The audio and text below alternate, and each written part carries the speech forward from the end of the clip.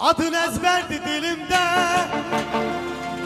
Xan Lənkəran Mənə doğmasan əzizsən Can Lənkəran Ana yurdum, öz diyarım Doğma məkanım Səni cənnətdəyə sevdim Xan Lənkəran Aycan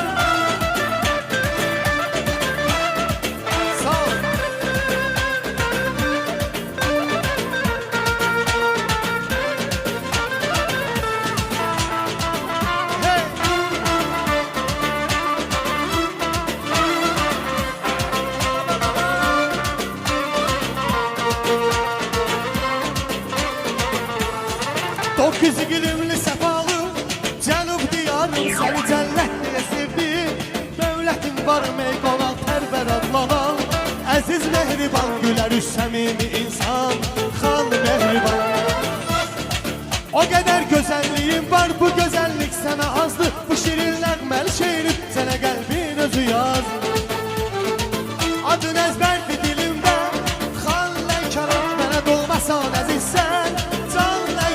Ana yurdum, öz diyarım